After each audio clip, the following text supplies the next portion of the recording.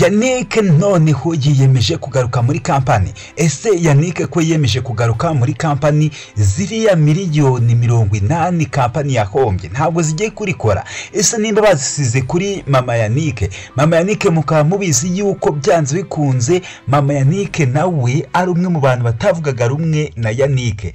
Kuri iyi nshuro murabona bakoze ikintu gisa nkaho gikomeye cyo gufata miliyoni 80 bazimwegekaho, kandi mu by'ukuri kampani yarahombye miliyoni 40.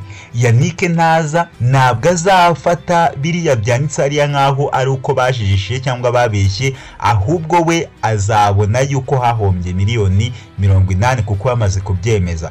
Ese ko babyemeje bazi yuko Yannick atazagaruka, Yannick twe tukaba tuzi ko hari ntabwo byabigiye gukurura umuriro hagati ya Yannick na mama Yannick, noneho bitewe n'uburyo yahombeje kampani mwe murabyumva mute? Ziriya miliyoni 80 ntabwo zazigiye kurukongeza zigakurura urwango hagati ya Yannick ndetse na mama we Kelly byamukomeranye. Muramugiriye ihe nama? Ese Kelly arareka Chris akundane na Willy cyangwa bose abareke?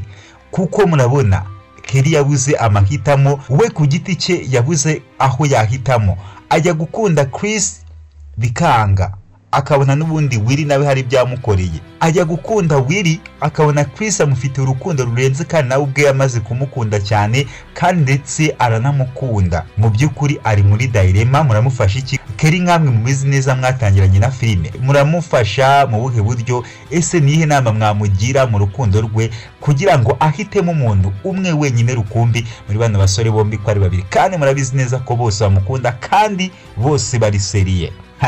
Bijiyo bija none harabakiranye mu cyaro pe.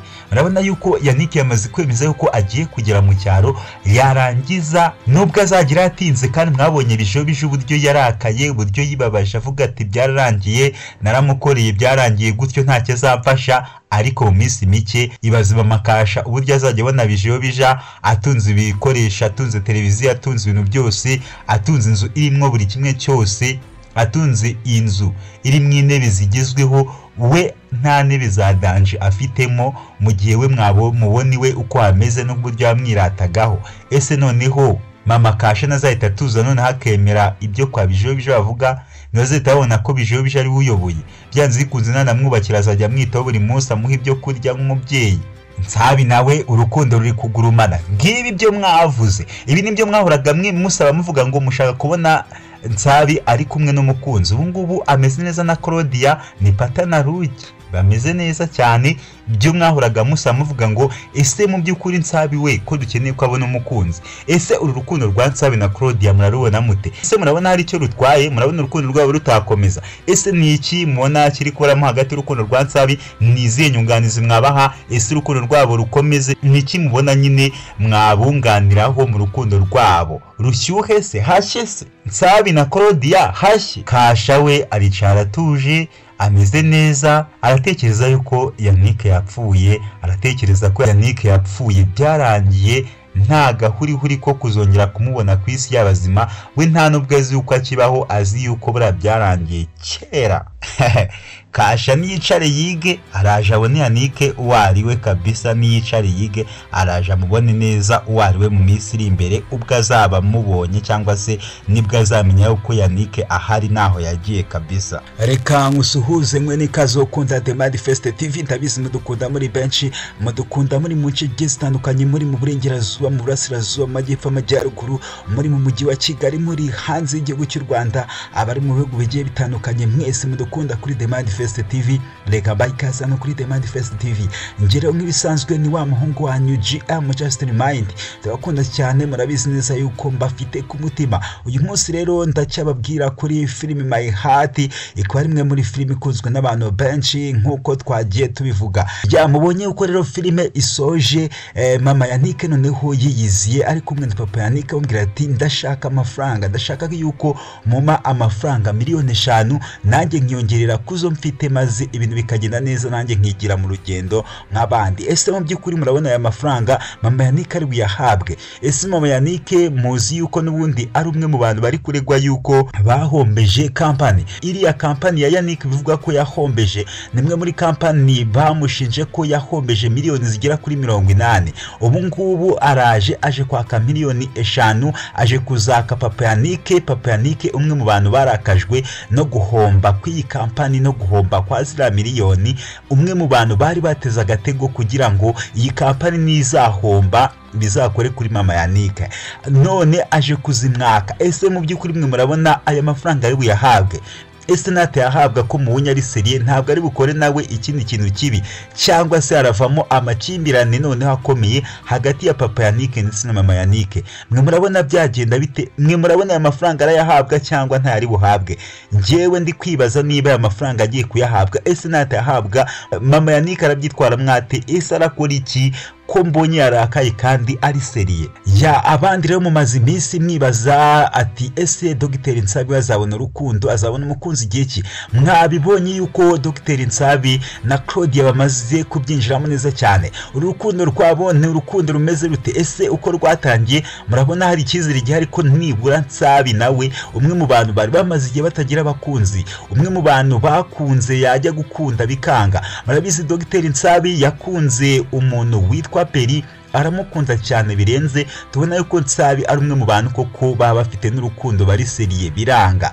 Nsabi arongera akunda Natasha, nubwo bitagaragaye wenda nubwo abantu batabibonye neza, ariko yari yakunze Natasha, ariko abona we ntiyamwigondera. Nsabi nanone murabizi yuko wa mukobwa Sierra nawe wajyaga uza kureba Nana yitwaje Nana, Nsabi yabanje kumukunda biranga. Nsabi nanone Nyiransayino aza nabwo aramukunze, ariko aza kumva yuko afite undi mukunzi, ari nacyo cyatumaga Nsabi atamusengera buri uko Nyiransayino abishaka.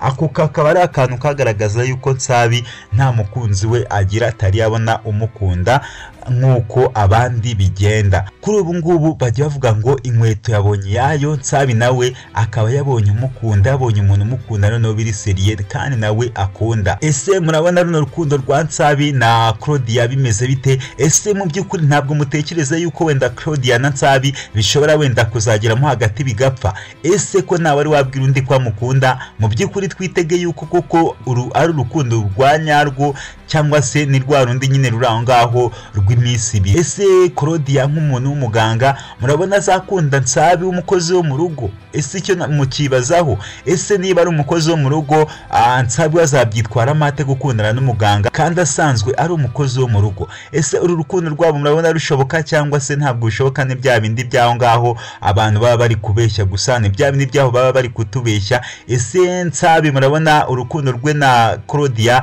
bizagenda neza? Ese mwebwe mwifuzaga yuko Nsabi agira umukunzi? Ese nimba mwabyifuzaga murabona Nsabi mwishimiye mu rukundo, cyangwa Nsabi iby'urukundo muri my heart ababiretse akomeza hasoringe kuriya? Mubonye uko Nsabi yikundiraga ibiryo, yakundaga kuza ari akazi akavuga ati mungaburire, ariko iyo haje mu rukundo bya bindi by'ibiryo, bya bindi by'imikino bivaho. Ubonye uko Nsabi araje arahikoza, aramusuza gusa ahita yongera aragenda.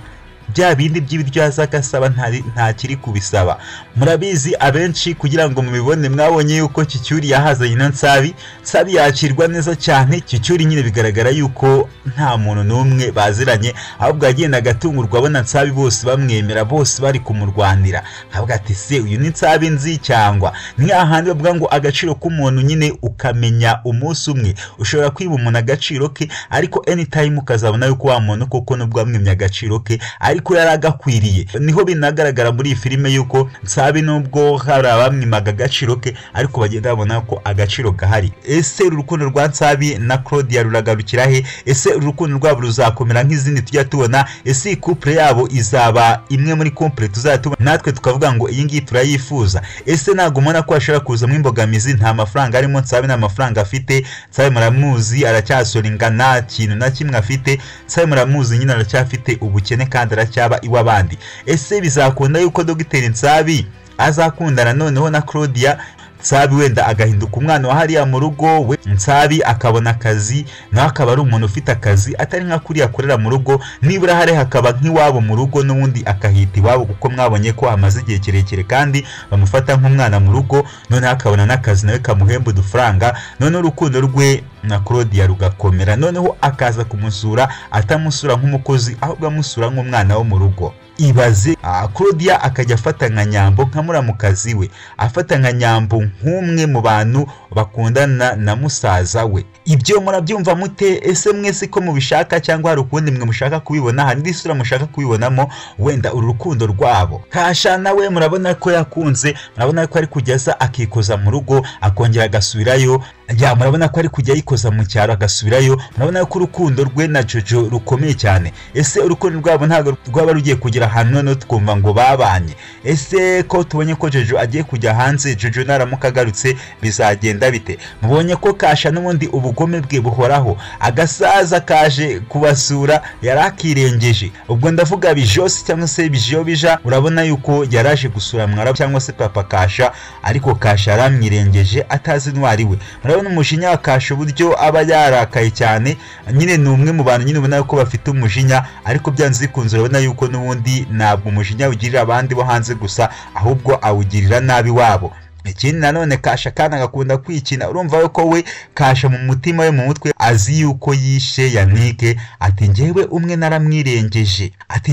naramwirengeje, ariko bwaniza samubwira ati njyewe utuntu tuzajya tunyenzaho tibandi amafaranga yanjye, ariko umwe naramwirengeje nzanye ngenda mbakuraho umwe ku wundi. Ise ubonye kwa mukibu yamubwira ati mwana wanjye ibyo bintu urimo nibagufunga, ninumva ngo hari umuntu ngo wakoreye nabi cyangwa se wishe, naye nzaza mushinje. Urumva se papa Kasha namenya uko n'ubundi uri yari umuhungu we ari we wari wihishe inyuma y'ibyabaye kuri Yannick.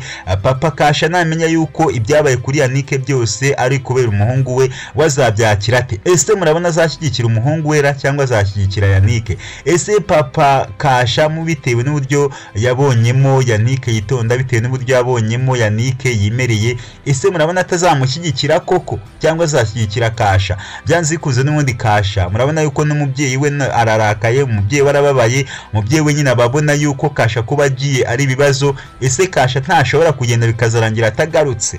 Mubonye nanone kandi ko Yannick yibuka ineza yagiriwe. Yannick yayicaye aravuga ati mana yanjye, ese Chris dukora iki kugira ngo uriya musaza wanyitayeho nta kintu ufite, wamvuje mu mafaranga ye, wamfashe nanjye ntakizi iyo ndi, akanjyana akamvuza ibise byose bigakira, wabanye nanjye igihe cyose ntari nzi yuko nakwisanga mwabura buzima, akamfata akangira umwana mu rugo. Ese uyu muntu ndamufasha iki? Uyu muntu ni iki kintu mubona ngomba kumufasha kugira ngo ibintu bigende neza cyane? Mwabonye ko Yannick yatekereje uburyo bwo kuba yamwubakira inzu, ariko Chris aramubwira ati rero mbere yo gutekereza kumwubakira inzu banze umenye yuko umuntu wabaye mu bukene cyane ntabwo ahita ugenda mwubakira inzu gutyo cyangwa umuhereza inzu mu mujyi, ahubwo wagenda nyine ukamwubakira inzu aho ngaho mu cyaro, ukajya ugenda umukorera utuntu duke cyane, nawe akabona yuko hari ikintu wamufashije, akagenda agakirira iwabo agupfukiriye iw'abandi mugari n'ibibi cyane. Aka kantu batekereje niko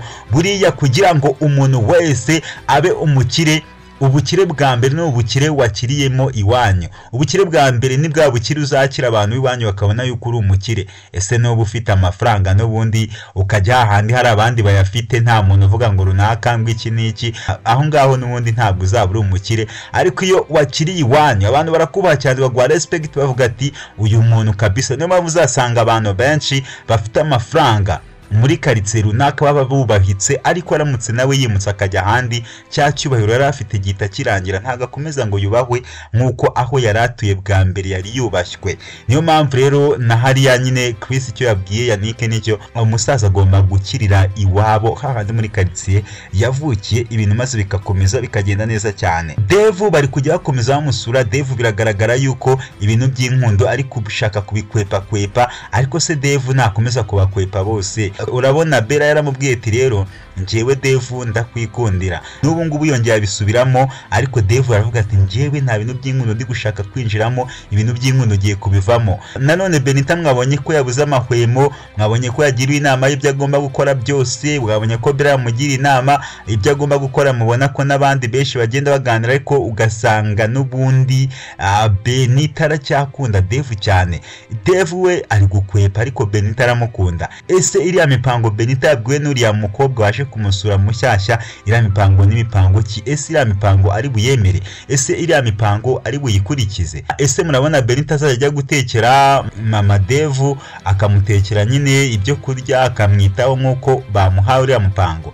Ese murabona ibi urukundo rwa Dave na Benita bizagenda bite? Mwifuza ko basubirana cyangwa bihagarare, Dave akomeze yihasorengere, bose abareke ibintu by'inkunda bivemo? Izo ni inama zanyu kuri Dave. Tukiri kuri Yannick nanone rero, mwabonye yuko Yannick noneho yavuze ati reka ntibuke njye gusura kwa mabukwe, cyangwa njye gusura Jojo ndetse n'abansabi ndebe uko bameze. Ahageze mwabonye ko baganira ibintu byinshi, birangira baganiriye ku kintu cyanana. Ariko se ikintu cyanana cyo kwango yagiye kuri kwa sheri we, ibi bintu murabizi neza yuko Yannick ntabyo azi ndetse na Nyambo ntabyo azi, ariko bari bagiye kubivugaho mana. Ese Yannick, ese muratekereza ko Yannick naramukamenye yuko Bobo akundana na bizagenda bite? Ese Nana we ko yabimenye, mukaba muruzi uburyo ari gufightinga ashaka amafaranga, ari gufightinga nanone abwira Bobo ati Bobo ashaka amafaranga.